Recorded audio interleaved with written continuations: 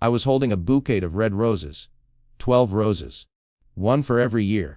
I had counted them myself at the florist, the way you do when you still believe that small, careful gestures matter. The woman behind the counter smiled at me and said, "Lucky lady." I remember nodding. I remember feeling genuinely proud of myself for thinking of it. Showing up unannounced, flowers in hand, on the exact day of our anniversary. It felt like something out of the movies. It felt like something she would love. That's the part that still gets me. How good I felt walking through that lobby. How light everything seemed. I was wearing the blue shirt she always said made my eyes look kind. I had even stopped at a bakery 2 blocks from her office and picked up a small chocolate cake. Her favorite. Because I thought we could eat it together in the conference room, if she wasn't too busy. Or maybe take it home, and have it at the kitchen table with candles, and wine the way we used to when we were younger. And had nothing but each other. And thought that was more than enough. The receptionist smiled at me when I walked in. That smile. I keep coming back to it. It wasn't a normal smile. It was tight at the corners, a little too wide. The kind that doesn't quite reach the eyes. She recognized me. I had been there twice before for company events. And she said, "Oh, Mr. Cole. Hi." And something in her voice was just slightly off. A half-second of hesitation before she picked up the phone. I noticed it the way you notice a wrong note in a song you know by heart. Just a small wrongness. Just enough to make you stop breathing for a moment without knowing why. She told me Sarah was in a meeting. She asked if I wanted to wait. I said no, I'd just head back. It was a surprise. She opened her mouth like she was about to say something, and then she didn't. She just nodded and smiled that tight smile again, and pointed me toward the hallway. I should have noticed that she never actually called back. She put the phone down and just let me walk, like she already knew there was no point in stopping what I was about to see. The conference room had glass walls. That's a detail I never appreciated until that moment. How thoughtlessly modern it was. How it stripped away every last layer of privacy in a building, where people were supposed to be professional and separate, and contained. The blinds were only half drawn. Enough to see through if you were standing at the right angle in the hallway, which I was because I was looking for her. And I found her. She was laughing. That full open, unguarded laugh that I used to live for. The one she gave when she forgot to be careful, when something genuinely caught her off guard, and her whole face changed. I had not seen that laugh in a long time. I had told myself it was stress, that she was tired from work, that we were both just moving through a hard season, and the laughter would come back when things settled. But here it was. Right here. Alive and warm and pointed at someone else. His name was Marcus, her boss. I had shaken his hand twice. He had asked me about teaching. He seemed decent. He was standing close to her, not touching, not yet. Not exactly. But in that particular way that bodies move toward each other when they have already decided something. His hand was near her shoulder, almost resting there. She did not step back. She tilted her head slightly in that way she did when she felt comfortable and safe and wanted, and something in my chest cracked open so cleanly and quietly that I almost didn't feel it happen. Almost. I stood in that hallway with 12 roses in my hand and a chocolate cake in a paper bag, and I did not move. I could not move. The world had gone completely silent. Not the silence of peace, but the silence of a held breath. The silence right before something falls, and you already know it's going to shatter, but you haven't heard it yet. I stood there and I watched. For how long, I honestly can't tell you. It could have been 10 seconds. It felt like the rest of my life compressing into a single, unbearable still frame. And then I turned around. I walked back down the hallway. Past the receptionist with her tight smile. Through the lobby with its clean floors and its modern lighting. Out through the glass doors and into the noise of the street, where everything was completely normal, and I was completely destroyed and nobody around me had any idea. I sat in my car. The roses were on the passenger seat. The cake was on the floor. I stared at the steering wheel, and I thought about nothing and everything at exactly the same time. The way your mind does when it is trying to protect you from a truth it already knows is true. I had shown up with roses to celebrate 12 years. And in 2 minutes, standing in a glass hallway, I understood that I had been the only one celebrating for a very long time. My name is Daniel Cole. I am a high school history teacher. I say that not as an introduction but as a foundation. Because who you are shapes how you see the world. And who I am has always been someone who believed that the past tells the truth if you're willing to look at it long enough. I grew up in a small town in Ohio. My father worked at a hardware store for 31 years. My mother taught piano lessons out of our living room every Tuesday and Thursday afternoon. We were not poor, but we were careful. Money was something you respected, not something you chased. Love was something you showed through consistency. Through showing up, through staying, through doing the quiet, unglamorous work of being present, even when nothing exciting was happening. That is the world I came from. And I carried it with me like a coat I never thought to question. I met Sarah when we were both 23. I was in my final year of my teaching degree, surviving on coffee and student loans, and she was working as an administrative assistant at a small consulting firm downtown. We met at a mutual friend's birthday party. One of those cramped apartment gatherings where everyone ends up in the kitchen. She was standing by the counter eating chips directly from the bag, not bothering with a bowl, and when I pointed that out she laughed and said, "Balls are for people who have their life together." I fell a little bit in love with her right then. We dated for 2 years and then we got married. People said we were young. Some said it with concern, some with envy, some with that particular brand of condescension that passes itself off as wisdom. But it felt right. Not reckless, right? Not impulsive, right? Just quietly, completely right, the way certain things do when they fit the shape of who you are. We had nothing. A rented apartment with thin walls, and a radiator that clanked all winter. We ate pasta 4 nights a week, and thought we were living well, and honestly, we were. Those early years were genuinely good. Not perfect, not cinematic, but good in the way that real life is good when you are paying attention to it. We argued about money sometimes, and whose turn it was to do the dishes, and whether we needed to call her mother back tonight, or if it could wait until morning. Small arguments. The kind that mean you are actually living together, not just performing a version of it. She was ambitious from the beginning. I always knew that. She had a restlessness in her that I admired. A need to grow, to move, to build something. She started taking night classes in marketing while still working her day job. Then she got a better position. Then a better one after that. By the time we were in our early 30s, she was earning nearly 3 times what I made as a teacher, and climbing steadily toward more, and I was proud of her. I want to be very clear about that, because I have heard the lazy version of this story, where the husband feels threatened, feels small, feels competitive. I did not feel any of those things. I watched her succeed, and I felt the same way I felt watching my students figure something out. A warm, clean pride that had nothing to do with my own ego. I liked my job. I liked standing in front of 25 teenagers and talking about things that actually happened. About the decisions people made under pressure. About how history is really just a long record of human beings trying to figure out who they are. I was not secretly miserable. I was not a man quietly simmering with resentment. I was simply a man who had chosen a different kind of meaning than money, and I was at peace with that choice. I never once thought my life was less than hers. Different, yes. Quieter, yes. But mine, fully contentedly mine. What I did not see, what I refused to see, maybe, was the distance that was opening up between us. It happened so slowly that I kept finding reasons to explain it away. She was busy. The new role was demanding. We were in a hard season. Every marriage has hard seasons. You get through them by staying. That was the thing I believed most deeply, I think. That staying was enough. That love, if it was real, could survive almost anything as long as both people kept choosing it every morning. I believed that the way I believed in gravity. Not because I had tested it, but because it had always been true, and I saw no reason to imagine a world where it wouldn't be. I was a good husband. I know that now with the same clarity that I know my own handwriting.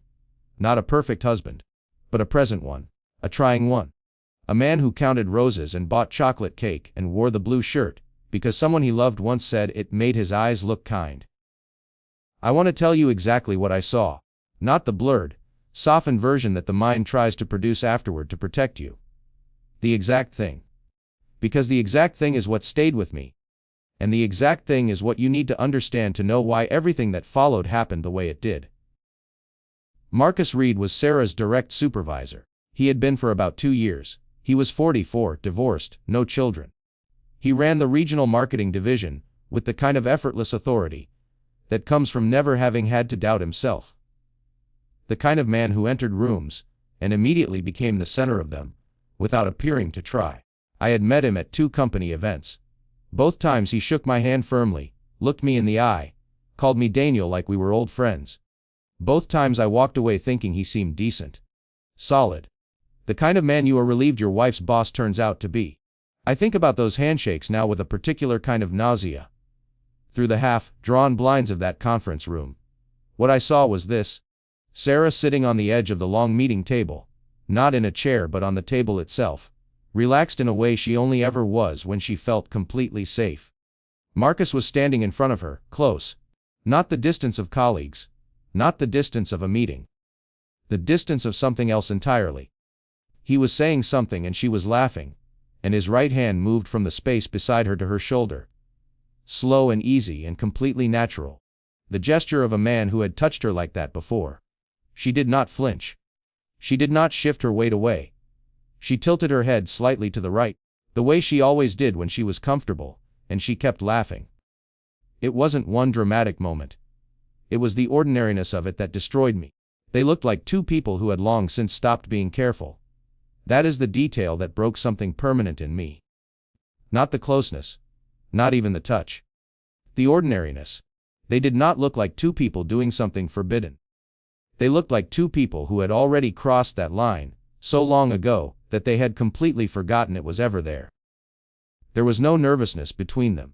No glancing at the door, no careful management of distance. Just ease. The terrible, intimate ease of people who belong to each other, in some way they have decided is real. I stood in that hallway for what I believe was about 40 seconds. It felt like 40 years. And then some old, instinctive part of me, the part that still wanted to protect myself from the full weight of what I was seeing, made me turn around and walk away. Not because I was a coward. Because I was not yet ready to live in the world that confronting them would create. As long as I hadn't spoken, some small impossible part of me could still pretend I had misread it, that it was nothing. That I was the paranoid, insecure husband I had always promised myself I would never become. I drove home. I sat in our kitchen. I made myself a cup of tea I did not drink. She came home at 7:15. I heard her keys in the lock. I heard her drop her bag by the door. And then she walked into the kitchen, and she kissed me on the cheek. Warm, casual, entirely normal. And she said, "Sorry I'm late." The meeting ran over. She opened the refrigerator. She asked what I wanted for dinner. She talked about a client call she had the next morning. She filled the kitchen with words the way she always did, and every single word felt like a hand pressing down on a wound I hadn't told her existed. She looked me directly in the eyes and she lied, smoothly, without hesitation. And that was the moment I understood. This was not the first time. Because that is the thing about a lie told that cleanly. It does not come from nowhere. A lie that polished, that effortless, that completely unbothered, that is a lie that has been rehearsed. Not necessarily out loud, but in the mind, over and over. Until it no longer feels like a lie at all. Until it just feels like the story you tell the person you are deceiving. The version of the evening that keeps everything intact on the surface, while everything underneath is already gone. She smiled at me over the open refrigerator door. A warm, ordinary, end of the day smile, and I smiled back, because I did not yet know how to do anything else. Because I was still standing inside the life I thought we had, even though I had already seen through the glass that it was not what I believed it to be. And that smile, hers, not mine. That easy, practiced, beautiful smile she gave me in our kitchen on the evening of our 12th anniversary, while I was still holding the shape of what I had seen in that conference room. That smile hurt me more than anything else that came before or after it. There is a particular kind of suffering that has no name. Not grief, because grief at least knows what it has lost. Not anger, because anger at least knows where to point itself. This was something older and quieter, and far more exhausting than either of those things. It was the suffering of knowing, and not yet being able to say that you know. Of carrying a truth inside you that changes the weight of every single moment, while the world around you keeps moving as if nothing is different at all. I carried it for 3 weeks. The nights were the worst. We still slept in the same bed. Our bed, the one we had chosen together from a furniture store on a rainy Saturday 9 years ago. The one she had called, embarrassingly comfortable. And I had called, worth every penny. I lay in it every night and stared at the ceiling, while she slept beside me. And I listened to her breathe, and I thought about all the versions of the conversation I was not yet having. I ran them through my mind the way you rehearse a speech. Quietly, obsessively. Changing words and tones and outcomes, until they blurred into each other, and I couldn't remember what I had actually decided to say versus what I had only imagined saying. She slept well. That is something I noticed and could not stop noticing. She slept the way she always had. Deep and still. Curled slightly to the left, one hand under the pillow. No restlessness. No guilt disturbing her at 2 in the morning. Just sleep, clean and untroubled, while I lay 6 inches away and silently came apart. I used to watch her sleep and feel grateful. Now I watched her sleep and felt like a stranger in my own life, in my own bed, in my own marriage. I started checking things. I am not proud of this, and I am not going to dress it up as something noble. I looked at the phone bill. We still shared a plan. Had since the beginning. And I found a number that appeared over and over, at hours that made no sense for anything professional. 11 at night. 6:30 in the morning. Once on a Sunday at 4 in the afternoon when she had told me she was taking a bath. Calls of 20-40 minutes. One that lasted 2 hours on a Tuesday, when she had said she was catching up on emails in the study. I did not save the number. I did not call it. I just looked at it for a long time. That string of digits, and felt something inside me go very, very still. I drove past her office twice in the evening to the street. Both times, his car was still in the parking lot. Those two. Together in the mirror, empty lot at 9 o'clock at night. 2 cars parked 3 spaces apart in a road that should have meant nothing but meant everything. I did not get out. I just sat in the dark at the end of the block and looked. And then I drove home and made dinner, and waited for her to walk through the door with her easy explanation, and the practiced smile. At school I was falling apart in slow motion. I stood in front of my students, 17, youth, olds with their whole lives ahead of them, and not an idea in the world that their history teacher was carrying. And I taught them about wars and revolutions, and the collapse of empires. I talked about how the people living inside historical catastrophes rarely understood the scale of what was happening to them, until it was already over. I said that out loud to a classroom full of teenagers and heard myself say it, and almost laughed. 3 of my students asked if I was okay in the space of 1 week. Teenagers. They noticed what I was desperately trying to hide from the woman, who was supposed to know me best.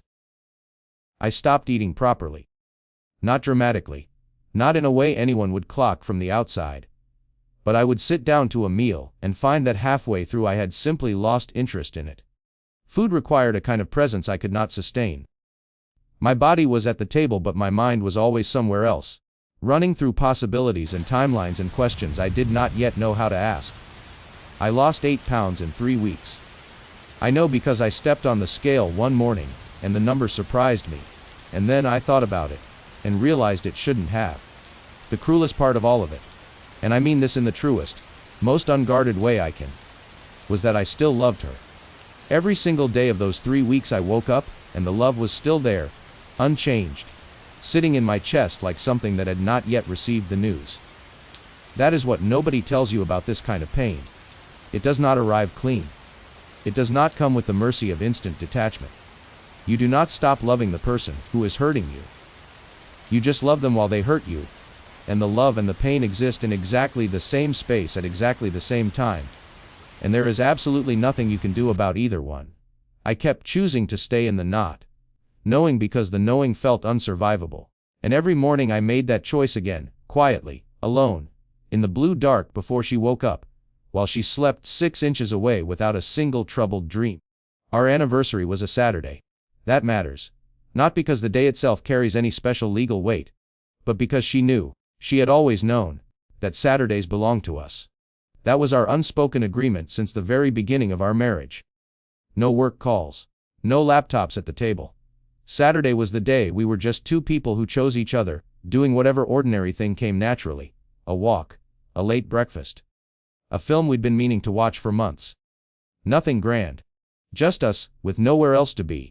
She told me on the Friday night that she had to go in Saturday morning. An urgent client presentation. Critical deliverable. Language she used like a wall, each word another brick. I sat across from her at dinner and I nodded and I said I understood. And she looked at me with something that might have been gratitude, or might have been relief, and said she'd be home by early afternoon, and we could still do something nice for the evening. I said that sounded good. I don't know how I said it that calmly. I genuinely don't. Some autopilot version of me had taken over by that point. A functional, surface-level Daniel who made the right noises and kept the right expressions while the real one was somewhere far beneath, completely unreachable. I did not sleep that night. I lay in the dark and I made a decision. Not a good decision. Not a wise one. But the kind of decision that feels inevitable when you have been holding something alone for 3 weeks and the pressure has finally reached the point where it has to go somewhere. I was going to follow her. I told myself I just needed confirmation. That's all I wanted. The truth, solid and undeniable. Something I could hold in my hands instead of just feel in my chest. But that was not entirely honest, even to myself. Because when I left the house that Saturday morning, 20 minutes after she did, I had something in my jacket pocket that had no business being there, if all I wanted was confirmation. I had her spare car key. The one we kept on the hook by the back door for emergencies. And I had an idea. Dark and specific and deeply satisfying in the way that only terrible ideas can be when you are operating entirely from pain. About what I intended to do with it. I knew where Marcus parked. I had noticed his car at the company events. A black Mercedes, current model. The kind of car that announces a particular opinion of itself. I drove to the parking garage attached to the hotel across from her office. The one that shared a structure with the corporate building. And I went up to level 3, because that was where the senior staff parked, and I found it almost immediately. There it was, black, gleaming, completely unbothered. I stood in front of it with the key in my hand and I was shaking. Not from cold. It wasn't cold. But from something that had been building in me for 3 weeks, and had nowhere left to go. I thought about 12 years. I thought about the conference room. I thought about the phone bill, and the parking lot, and the kitchen, and that smooth, practiced smile she gave me while she looked me in the eye, and lied without blinking. I thought about all of it at once, and the key felt like the only honest thing in the world. The only response that was proportional to what had been done to me. And then the old man appeared. He came from behind a concrete pillar to my left, walking slowly toward a dark green sedan 2 spaces down, small frame, white hair cut close. He moved carefully. The way people do when their body has started requiring more of their attention than it used to. He was not looking at me. And then he was. He stopped. He looked at the key in my hand. He looked at the Mercedes.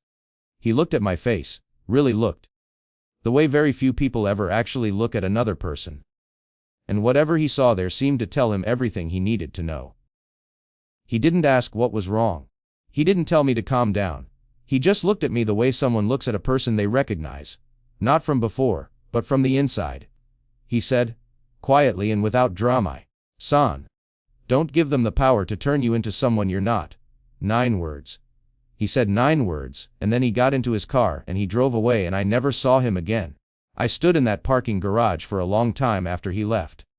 The fluorescent lights hummed overhead. Somewhere below, tires squealed faintly on the concrete ramp. I looked at the key in my hand, really looked at it. The way you look at something when you are finally seeing it clearly. And I thought about who I would be on the other side of using it. What version of Daniel Cole would walk back to his car if he did this thing? Whether that version was someone he could live with. Whether the damage he felt justified creating more damage. Whether pain given back was ever actually the same as pain taken away. I put the key back in my pocket. I walked to my car. I sat in the driver's seat. And for the first time in 3 weeks, instead of thinking about what she had done, I thought about what I was going to do. Not to them, but for myself. Going forward, with whatever life was waiting on the other side of this one.